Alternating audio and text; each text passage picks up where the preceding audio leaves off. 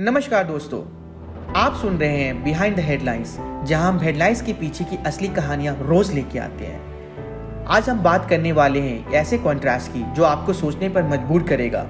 एक तरफ भारत डिजिटल बन रहा है और दूसरी तरफ गाँव में बिजली, सड़क, पानी अभी भी एक सपना है। क्या हो रहा है एक्चुअल ग्राउंड पे? हाल ही में एक रिपोर्ट के मुताबिक उत्तर प्रदेश, बिहार, झारखंड, उड़ीसा के कई गांव ऐसे हैं जहां जियो के टावर्स तो लग गए हैं लेकिन बिजली रोज नहीं आती। डिजिटल टावर से 5G चलेगा, लेकिन जब मोबाइल चार्ज नहीं होगा तो डिजिटल इंडिया का क्या फायदा? अब सवाल उठता है, कौन है सबसे ज्यादा अफेक्टेड?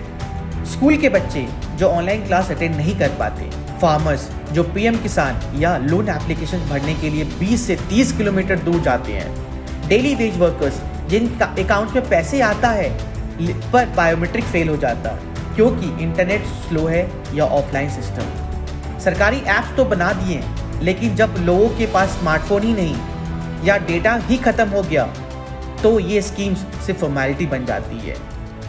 ये प्रॉब्लम कहाँ है? उत्तर प्रदेश की बाराबंकी, बिहार के कटिहार, मध्य प्रदेश के तिकमाग, उड़ीसा के खंडमाल जैसे एरियाज में लोग राशन के लिए लाइन तो लगाते हैं, लेकिन उनके बायोमेट्रिक मैच होने का वेट करते हैं। लेकिन बिजली और नेटवर्क दोनों अनरिलायबल है। जब तक डिजिटल इंडिया के बैकबोन ही स्टेबल हो तो ये इनिशिएटिव सिर्फ एक बैनर्स और स्लोगन्स तक सीमित रह जाता है। सरकारी प्लान और असली इम्प्लीमेंटेशन। भारत नेट प्रोजेक्ट 2011 में लॉन्च हुआ था। एम था गांव-गांव ब्रॉडबैंड ले जाना। PM वानी, डिजिटल सेवा केंद्र जैसे प्रोजेक्ट्स लाए गए, लेकिन ग्राउंड पे या सेंटर्स तभी करते हैं जब पावर और ट्रेन स्टाफ दोनों हो। स्कीम बनाने से ज्यादा इंपॉर्टेंट है उनका एक्सेस और एग्जीक्यूशन। गांव में सिर्फ स्कीम अनाउंस करना काफी नहीं दोस्तों, सपोर्ट सिस्टम भी चाहिए।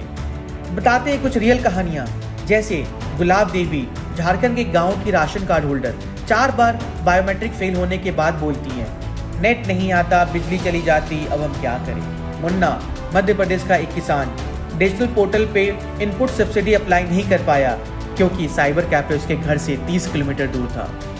डिजिटल इनइक्वालिटी सिर्फ टेक्नोलॉजी नहीं दोस्तों, ये इकोनॉमिक, सोशल और एजुकेशनल डिस्पैरिटी का भी इशू है। तो आखिर सवाल है, क्या सोल्यूशन है इसका? रिलायबल इलेक्ट्रिसिटी सप्लाई सबसे पहला स्टेप होना चाहिए। डिजिटल इंडिया के साथ रूरल इंडिया इंफ्रामिशन होना चाहिए। गांव में ऑफलाइन और ऑनलाइन दोनों ऑप्शंस होनी चाहिए, स्पेशली बुजुर्ग और लो लिटरेट सिटीजन्स के लिए। जब तक लास्ट माइल तक पावर, ट्रेनिंग और एक्सेस नहीं मिलेगा, तब तक डिजिटल इंडिया के ड्रीम सिर्फ अर्बन रियलिटी रहेगा। तो दोस्तों, ये थी कहानी एक ऐसे इंडिया की जहां व्हाट्सएप पे न्यूज तो पहुंचती है लेकिन राशन और पानी नहीं। यह है एक डिजिटल वर्सेस रियल इंडिया की असली गैप। आपके आसपास भी कोई ऐसा गांव है जहां डिजिटल इंफ्रा से ज्यादा बेसिक जरूरतें मिसिंग है तो हमें जरूर लिख के बताएं, कमेंट करें और एपिसोड शेयर करें। ये था बिहाइंड द हेडलाइंस और आप सुन रहे थे अपने रोशन गुप्ता को।